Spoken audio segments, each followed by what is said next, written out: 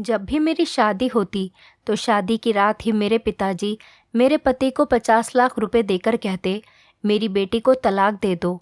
मैं अब तक कई तलाकें ले चुकी थी, मगर हमेशा पिताजी मेरी ज़बरदस्ती शादी कराकर तलाक दिलवा देते और वजह कुछ भी नहीं बताते। लेकिन माँ मुझे उसी रात मीठा शरबत देती, जिसको पीते ही मैं सो जाती थी, और सुबह जब आँख खुलती तो हर कोई मुझे अजीब सी नज़रों से देखता। इस बार मैंने सोच लिया था कि मैं शरबत पीने का नाटक करूंगी। जैसे ही मैं सोने का नाटक करने लगी तो मेरे पांव तले से ज़मीन निकल गई, क्योंकि मेरा पति मेरे रूबरू बैठा मुझे बड़े गौर से देख रहा था, जबकि मैं शादी की सेज पर दुल्हन बनी बैठी खुद में ही सिमटी चली जा रही थी। मैं इंतज़ार कर रही थी कि वो मेरी खूबसूरती में तारीफ़ों के पुल बांधे, मगर उसे यूं बैठे बैठे जब बड़ी देर हो गई तो मैंने अपना घूंघट उठाकर देखा तो मैं बोल पड़ी कि क्या बात है, आप मुझे इस तरीके से घूर घूर कर क्यों देख रहे हो।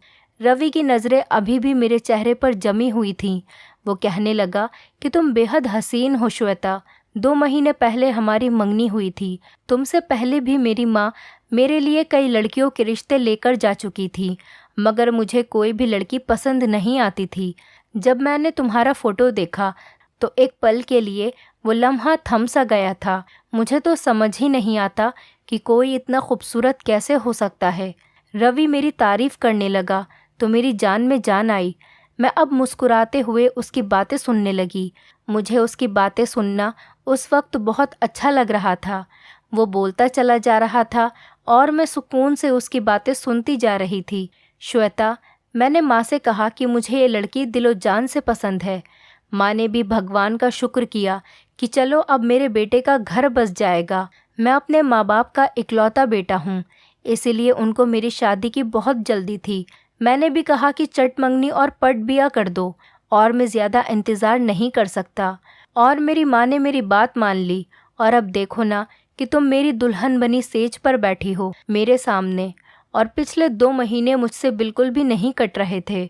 मैंने एक एक दिन गिन गिन के गुजारा था। तुमसे फ़ोन पर बात करता था तो जी चाहता था कि तुम्हें अपने पास ले आऊं।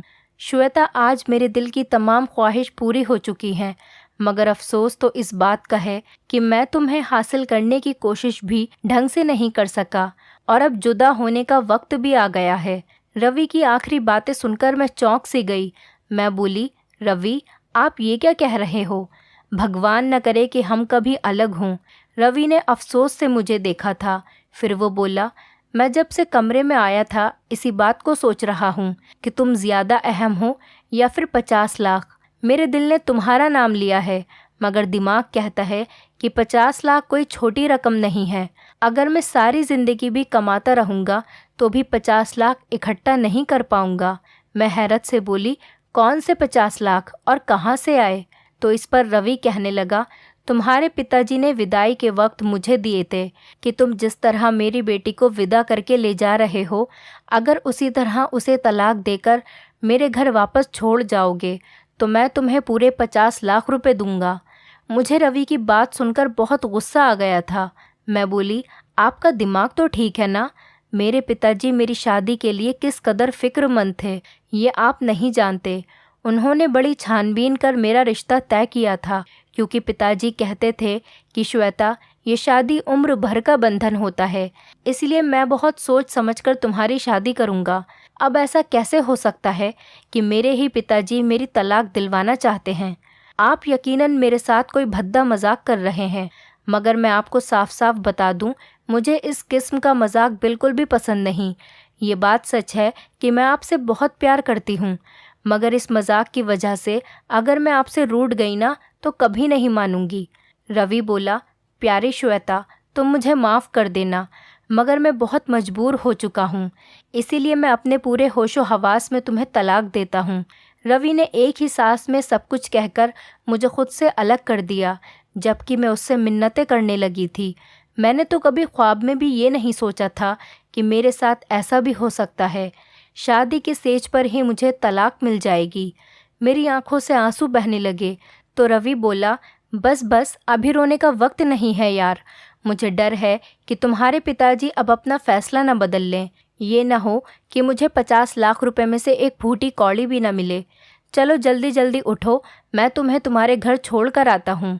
मुझसे हिला भी नहीं जा रहा था, मगर रवि ने मेरा हाथ पकड़ लिया और मुझे घसीटते हुए अपने साथ बाहर ले आया और गाड़ी में बैठाकर मेरे घर के दरवाजे तक ले आया। रवि ने बैल बजाई तो दरवाज़ा पिताजी ने ही खोला था। पिताजी की तरफ देखकर रवि बोला, ये ले अंकल, आपकी अमानत। अब मुझे मेरी रकम दे दें ताकि मैं यहाँ से चला जाऊँ। मेरी आंखों के सामने मेरे पिताजी ने रवि को नोटों से भरा हुआ एक बैग दे दिया था। रवि वापस चला गया तो पिताजी मेरा हाथ थामकर मुझे घर के अंदर ले आए थे। उन्होंने मुझे सोफे पर बैठाया और मेरा हाथ थामकर कहने लगे कि भगवान का लाख लाख शुक्र है, उसने तुम्हारी ज़िंदगी तबाह होने से बचा ली। मैं अब फूट फूट कर रोने लगी थी। मैं बोली, पिताजी मुझे बताइए, ये आपने मेरे साथ क्या किया है? आपने मुझे रुस्वा क्यों कर दिया? मैंने तो सुना था कि पिता अपनी बेटियों के घर बसाने की खातिर बहुत कुछ कर जाते हैं, मगर आपने तो मेरे पति को 50 लाख रुपए देकर मेरी तलाक करवा दी। मैं अब तलाक का ठप्पा माथे पर सजाकर कहाँ फिरूंगी? रोते रोते मेरी हिचकियाँ बंध गई थी। इतनी देर में माँ मेरे लिए मीठा शरबत बनाकर ले आई और मुझसे कहने लगी, मेरी बेटी ये शरबत पी लो। माँ की बात सुनकर मैं चीख पड़ी थी। मैं बोली, माँ मेरा घर उजड़ गया है। मैं शादी की पहली रात ही तलाक लेकर घर वापस आ चुकी हूँ। इस सब के पीछे कोई और नहीं बल्कि मेरा खुद का सगा बाप है। ऐसे में आप मुझे दिलासा देने के बजाय, अपने पति का गिरेबान पकड़ने के बजाय मेरे लिए मीठा शरबत ले आई हैं। मुझे बताइए, क्या यहाँ पर कोई मजाक हो रहा है? माँ ने मेरे दोनों हाथ थाम लिए थे, जबकि पिताजी बोले कि श्वेता, जब तुम्हारे फेरे रवि के साथ हो चुके थे, उस वक्त एक रिश्तेदार ने मेरे कान में आकर मुझे बताया था कि रवि और उसके घरवाले फ्रॉड हैं। रवि तुमसे पहले भी कई लड़कियों से शादी कर चुका है। ये सब सुनकर तो मैं हैरत में पड़ गया था, मगर मैंने सोचा कि शायद ये झूठी खबर हो, इसीलिए मैंने अपने ज़रिए से पता लगाया तो मुझे मालूम हुआ कि रवि सच में अच्छा लड़का नहीं है जो तुम्हारी ज़िंदगी बर्बाद कर देता। तुम मेरी इकलौती बेटी हो, खुद ही बताओ, मैं तुम्हारी ज़िंदगी तबाह होते हुए कैसे देख सकता था? मैं गुस्से से बोल पड़ी, पिताजी पहले आपके ज़रिए कहाँ मरे हुए थे? आपने पहले इस बात की जांच पड़ताल क्यों नहीं कराई? मंगनी टूट जाती तो भी मुझे इतना दुख नहीं होता। अब तो मैं शादी के बाद तलाक लेकर आई हूँ। अपनी सहेलियों को क्या मुंह दिखाऊंगी मैं? लोग तो मेरा मजाक उड़ाएंगे ना। पिताजी बोले, लोगों की खातिर मैं तुम्हारी ज़िंदगी ख़राब होने देता क्या? नामुमकिन है। हमारी बातों से घर में शोर हो रहा था और वो सुनकर घर के मेहमान बरामदे में आ गए। वो तो ये नज़ारा देखकर हैरान रह गए थे। माँ ने जल्दी से मुझे वो मीठा शरबत पिला दिया। अब मेरी आंखों के सामने अंधेरा छाने लगा था। मेरा दिमाग सुन्न होने लगा था। हर तरफ खामोशी छाने लगी थी। देखते ही देखते मैं बहुत गहरी नींद में सो चुकी थी। अगले दिन दोपहर के वक्त जब मेरी आंख खुली, मैं अपने बेड पर लेटी हुई थी। मुझे बहुत अजीब सा महसूस हो रहा था। मेरा दिमाग इधर उधर के माहौल को पहचानने में गलती कर रहा था। मैं यही सोच रही थी कि मैं यहाँ पर क्या कर रही हूँ। फिर मेरे दिमाग में रात वाला मंजर घूमने लगा था और मुझे तो तलाक हो गई है। ये बात सोचते ही मेरा दिल डूब सा गया था। मैं जल्दी से उठ बैठी और भागती हुई बाहर बरामदे में आ गई। सब मेहमान वापस जाने की तैयारियों में मसरूफ़ थे, लेकिन जैसे ही उनकी नज़र मुझ पर पड़ी तो वो मुझे अजीब सी नज़रों से देखने लगे। मेहमानों की नज़रों में मेरे लिए गुस्सा नहीं था और ना ही ताने थे। कुछ ऐसा था जिसे मैं महसूस नहीं कर पा रही थी। माँ ने मुझे देखा तो मेरा हाथ पकड़कर मुझे अपने साथ कमरे में ले गई। कहने लगी, श्वेता तुम दिल छोटा मत करना, मैं तुम्हारा घर ज़रूर बसाऊंगी और एक ऐसे शख्स को तुम्हारा जीवन साथी बनाऊंगी जो तुम्हें सराखों पर बैठाकर रखेगा, तुम्हें दुनिया जहाँ की खुशियाँ देगा। तुम अपना दिल छोटा मत करो बेटा। जब तक तमाम मेहमान चले नहीं गए, मैं माँ के कमरे में ही चुप करके बैठी रही। मुझ में इतनी हिम्मत नहीं थी कि मैं किसी का सामना कर सकूं। जब शोर थम गया तो मैं अपने कमरे में वापस आ गई थी। मैंने अपना मोबाइल उठाया था और रवि के साथ अपनी पुरानी चैट्स पढ़ने लगी थी। उसने हर मैसेज में मुझसे अपनी मोहब्बत का इजहार किया था। उसने हमेशा साथ निभाने का वादा किया था। उसके हर मैसेज में यही लिखा था कि वो मुझे कभी अकेला छोड़कर नहीं जाएगा। क्या ऐसा भी हो सकता है कि ऐसी बातें करने वाला इंसान धोखेबाज हो सकता है? मेरे दिल से ये बात जा ही नहीं रही थी कि नहीं नहीं, ऐसा नहीं हो सकता। तब मुझे अपने पिताजी से बेइंतहा नफरत होने लगी थी। उनकी वजह से मेरा घर टूट गया था। मैं लोगों से डरने लगी थी, इसीलिए घर से बाहर भी नहीं निकलती थी। जबकि पिताजी ये सब देखते तो निहायत अफसोस में डूब जाते थे। वो मुझसे कहते, श्वेता, तुम बाहर निकलो, घूमो फिरो, खुद को यूं घर में कैद मत रखो। मैं उनकी बातें एक कान से सुनकर दूसरे कान से निकाल देती थी, मगर पिताजी मुझे ज़बरदस्ती अपने साथ बाहर ले जाने लगे थे। वो मुझे बहुत ज़्यादा वक्त देते थे। वो मुझे हर वक्त समझाते रहते थे। एक दिन मुझसे कहने लगे, तुम्हें चॉकलेट पसंद है ना? मैंने हाँ में सिर हिला दिया। तो कहने लगे कि तुम चॉकलेट खाने के लिए किस हद तक जा सकती हो? तो मैं बोल पड़ी कि पापा, मैं तो पहाड़ से भी पूछ सकती हूँ। तब पापा बोले, और अगर तुम्हारे सामने मैं एक तरफ बिरयानी रख दूँ और एक तरफ चॉकलेट, तो तुम किस चीज़ को चुनोगी?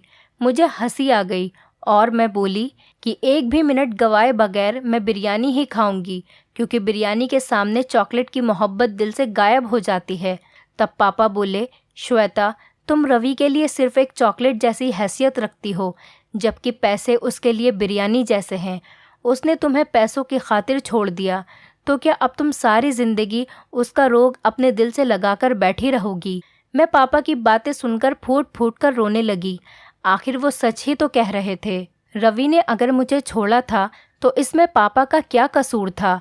और ना ही पैसों का, बल्कि असल कसूरवार तो खुद रवि था, जिसकी नीयत ख़राब हो गई थी। उस दिन मैं इतना रोई थी कि दिल से रवि का ख्याल हमेशा हमेशा के लिए निकल गया था।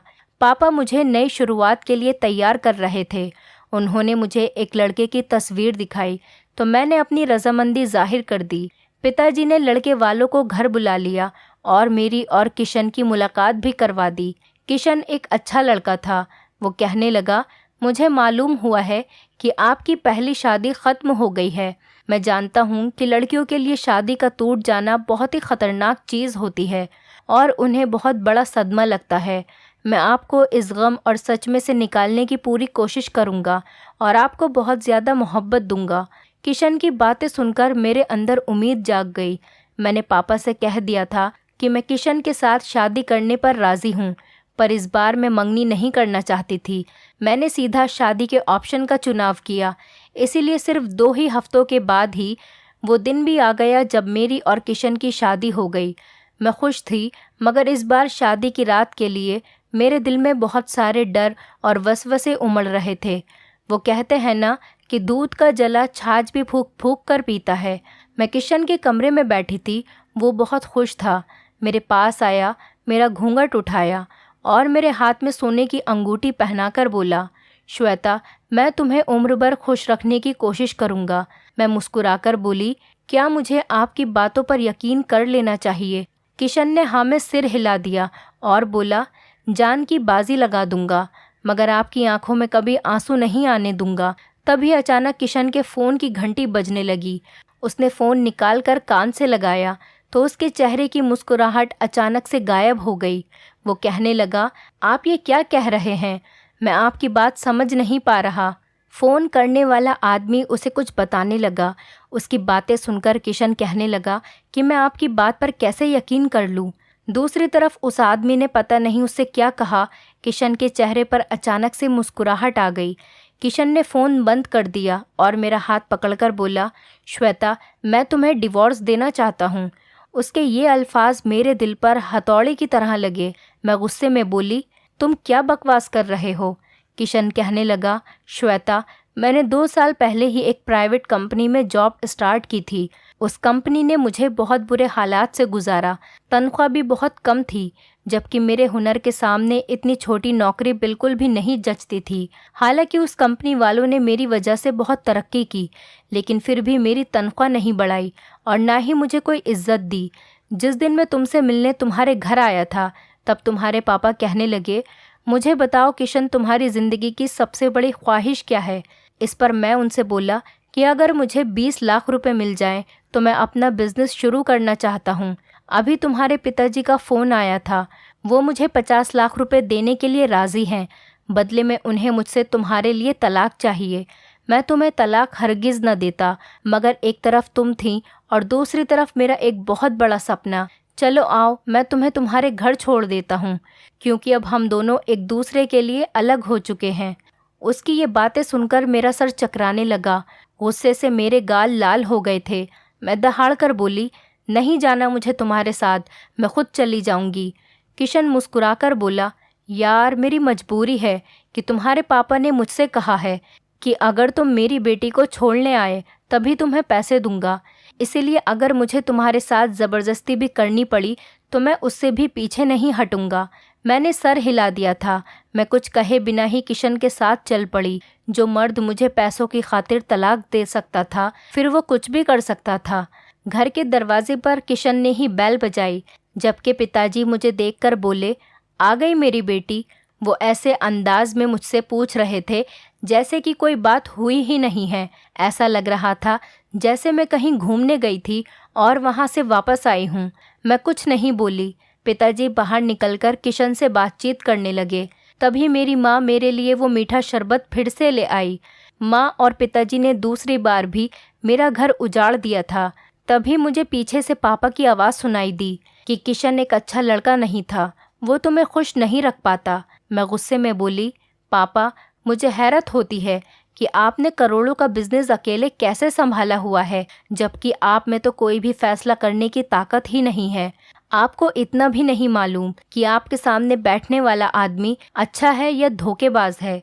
आपको अगर किशन पर शक था तो आपने उससे मेरी शादी कराई ही क्यों? मेरी दहाड़ से मेरी माँ हिल गई और कहने लगी, बेटा ये शरबत पी लो, इससे तुम्हें सुकून मिल जाएगा। मैंने ना में सिर हिला दिया, मगर माँ ने ज़बरदस्ती ही मुझे शरबत पिला दिया और शरबत पीते ही मुझे सुकून मिल गया। मुझे नींद आ गई। अगले दिन मैं बहुत देर से उठी थी। दिन निकल आया था। मैं सोकर उठी तो मेरे घर के नौकर मुझे बहुत हैरत से देख रहे थे। मुझे समझ नहीं आता था कि ये सब क्या हो रहा है। अब मैंने खुद को अपने कमरे के अंदर बंद कर लिया था। मैं किसी से मिलती जुलती नहीं थी। पापा एक दिन मेरे पास आए और कहने लगे कि कितने दिन हो गए हैं, मैं तुम्हारा इंतज़ार करता रहा था कि तुम बाहर आओगी, हमारे साथ मिल जाओगी, बातें करोगी, मगर तुमने तो हमसे दूरी बना ली। मैंने कहा, पापा मुझे बताइए आपने मेरे साथ इतना बुरा क्यों किया? आपने मेरी तलाक क्यों करवाई? पापा कहने लगे, बेटा कभी कभार अपनी औलाद की बेहतरी के लिए इंसान को करना पड़ता है, वरना दुनिया में ऐसा कौन सा पिता होगा जो ये चाहेगा कि उसकी बेटी को मुश्किल हालात का सामना करना पड़े। मेरा बस चले तो तुम्हारे पाँव भी अपनी हथेली पर रखूं, मगर ये दुनिया है बेटा, यहाँ माल और संतान इंसान की आजमाइश के लिए ही है। मैंने जो कुछ भी किया बड़ी तकलीफ़ में किया है। मैं हरगिज़ ऐसा नहीं करना चाहता था। मैंने सर हिला दिया और कहा, पिताजी आखिरी बार था, मैं अब आपको अपने एहसास और अपने जज्बात के साथ खेलने की इजाज़त नहीं दूंगी। पिताजी बोले, हाँ हाँ बिल्कुल वैसा ही होगा जैसा तुम कहोगी। उस दिन के बाद मैं पिताजी और माँ के साथ बैठने लग गई। मेरे दिल में बहुत से सवाल थे। पिताजी मुझे तलाक क्यों दिलाते थे? क्या मेरे दोनों पति बहुत ही बुरे थे? अगर बुरे ही थे तो पिताजी को इसके बारे में पहले से क्यों नहीं पता चलता था? शादी की रात क्या कोई मुखबिर आकर उनको बताता था कि तुम्हारी बेटी का पति अच्छा नहीं है, उसे तलाक दिलवा दो? चलो ये भी मान लिया कि पिताजी को पता चल जाता था, फिर वो 50 लाख की रकम देकर ही मुझे तलाक क्यों दिलवाते थे? मैं अभी इन्हीं सवालों के जवाब ढूंढ नहीं पाई थी कि पिताजी ने मुझसे कह दिया कि वो मेरी तीसरी शादी कराना चाहते हैं। मैं तो पिताजी की बात सुनकर ही आपे से बाहर हो गई थी। मैं बोली, नहीं नहीं पिताजी, अब बस हो गया। मैं आपको अपनी ज़िंदगी के साथ खिलवाड़ करने की इजाज़त नहीं दूंगी। पिताजी बोले, बेटा अब की बार मैंने तुम्हारे लिए बहुत अच्छा लड़का ढूंढा है। मैं बोली, पिताजी अगर मेरे लिए लड़का आसमान से भी उतारा जाए तो भी मैं तीसरी बार शादी नहीं करूंगी। पिताजी ने मेरे सामने हाथ जोड़ दिए और फूट फूट कर रोने लगे थे। वो बोले, मैं जब जब तुम्हें उदास देखता हूँ तो मेरे दिल के टुकड़े हो जाते हैं। मेरी बेटी मुझे माफ़ कर दो।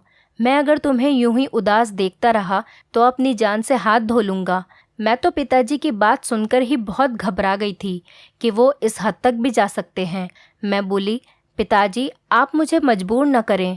पिताजी के आंसू थमने का नाम ही नहीं ले रहे थे, इसलिए मैंने उनकी बात मान ली थी।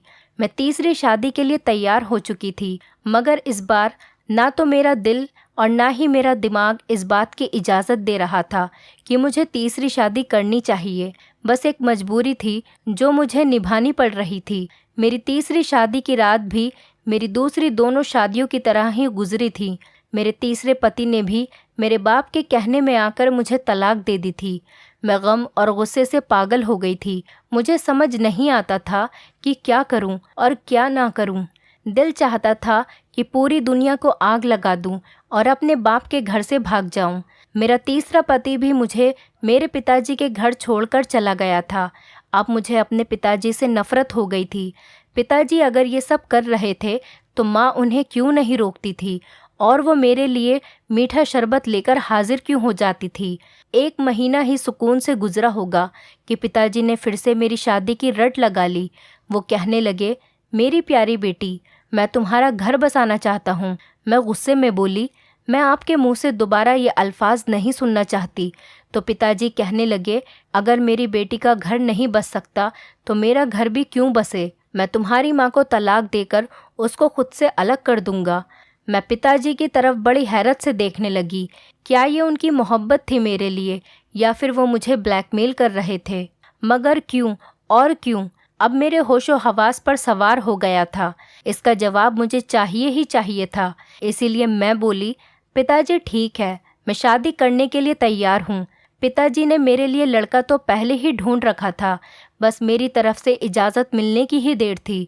मेरी शादी कर दी गई थी। मैंने लड़के की सिर्फ तस्वीर देखी थी। पिताजी कह रहे थे कि शादी से पहले एक बार मिल लो, मगर मैंने इनकार कर दिया था, क्योंकि मैं जानती थी कि इस शादी का अंजाम भी तलाक पर ही होना था। खैर, तय किए गए मुहूर्त के अनुसार मेरी शादी हो गई और मैं अपने चौथे पति की सेज पर बैठी थी। सचिन मेरे पास आया तो कहने लगा, श्वेता, मैं ये नहीं पूछूंगा कि तुम्हारी 3 तलाक क्यों हुई हैं। मैंने तुम्हें दिलो जान से अपनी ज़िंदगी में शामिल कर लिया है। मैं मुस्कुराकर बोली, तुम फिक्र मत करो, तुम्हें थोड़ी ही देर में पता चल जाएगा कि मुझे 3 बार तलाक क्यों हुई थी। वो हैरत से मुझे देखता रहा और फिर हमारे कमरे के दरवाजे पर दस्तक हुई। तभी सचिन ने उठकर दरवाज़ा खोला। वो बाहर निकल गया था, जबकि मैं धड़कते दिल पर काबू पाकर उसका इंतज़ार कर रही थी कि ना जाने अब क्या होगा। तब सचिन कमरे में आया और कहने लगा, श्वेता, तुम्हारे पापा ने एक आदमी को भेजा था। वो कह रहा था कि मैं तुम्हें तलाक दे दूं तो वो मुझे 50 लाख रुपए देंगे, मगर मैं अपनी बीवी को अपनी इज्जत समझता हूँ और पैसों के लालच में तलाक नहीं दे सकता। ये बात मेरी गैरत के खिलाफ है। मैं बड़ी हैरत से अपने पति को देख रही थी। क्या मर्द ऐसे भी होते हैं जो अपने शब्दों पर जमे रहें, जिनको पैसे का लालच तोड़ न सके, जिनको पैसों का लालच तोड़ न सके।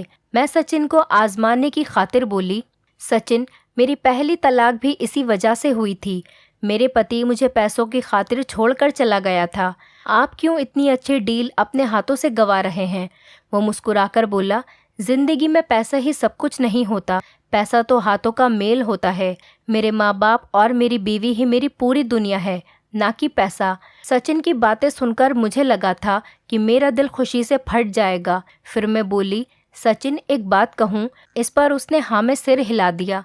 तो मैं बोली, मैं इस चीज़ से बेखबर हूँ कि मेरे पिताजी ने मेरे साथ ये सब क्यों किया। मैं अब हकीकत मालूम करना चाहती हूँ, इसीलिए आप मेरे साथ चलें और ये जाहिर करें कि मुझे तलाक दे चुके हैं, फिर सब कुछ पता चल जाएगा। सचिन ने मेरी बात मान ली और हम मेरे माता पिता के घर चले गए। पिताजी सचिन से बात करने लगे, जबकि मैं घर में आकर रोने लगी थी। माँ ने मुझे फिर से वो मीठा शरबत ला दिया। मैंने उनसे नज़र बचाकर शरबत गिरा दिया और कुछ सोने का नाटक करने लगी थी। अभी मुझे 10 मिनट ही गुजरे थे कि हमारे घर में बहुत से लोग आने लगे थे। पहले तो एक नर्स आई थी। उसने मेरा चेकअप किया तो कहने लगी, इसको फिर से पागलपन का दौरा पड़ा है। ये लड़की मर्द को अपने इर्द गिर्द बर्दाश्त नहीं कर सकती, तो आप इसकी शादी करते ही क्यों हैं? ये अपने आप को नुकसान पहुंचाने लगेगी, तब आपको सुकून मिलेगा। फिर एक वकील घर में आ गया। पिताजी ने नर्स की कही हुई बातें वकील को बता दी थीं। नर्स ने भी वही बात वकील के सामने दोहराई थी। फिर सचिन को भी वहीं पर बुला लिया गया था। वो कहने लगा, वकील साहब, मैं जैसे ही कमरे में पहुंचा, मेरी बीवी ने मुझ पर हमला कर दिया और मुझे मारने पीटने लगी। फिर बोली, तलाक दे दो, नहीं तो मैं अपनी जान दे दूंगी। इसीलिए मैंने तलाक दे दी। ऐसा मुझे श्वेता के पिताजी ने कहने के लिए कहा था, मगर मैंने ऐसा नहीं किया। मेरी पत्नी बिल्कुल ठीक ठाक है। मैं भी उठ बैठी थी और वकील साहब से बोली, ये सब मेरे खिलाफ साजिश है। मेरे पिताजी ने 3 बार मुझे तलाक दिलवाई है। वकील ने सर हिला दिया और बोला, श्वेता, आपके सगे पिताजी ने मरने से पहले अपनी सारी जायदाद आपके नाम कर दी थी, मगर उनकी वसीयत में ये शर्त थी कि जब तक आपका घर नहीं बस जाता, ये जायदाद आपके नाम पर ट्रांसफ़र नहीं हो सकती। आपका सौतेला बाप शायद इसीलिए ये खेल खेल रहा होगा।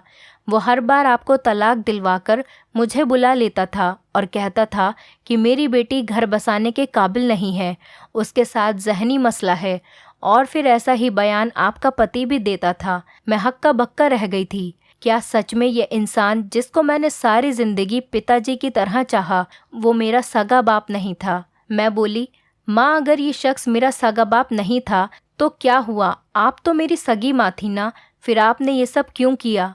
इस पर सचिन कहने लगा, मैं बताता हूँ।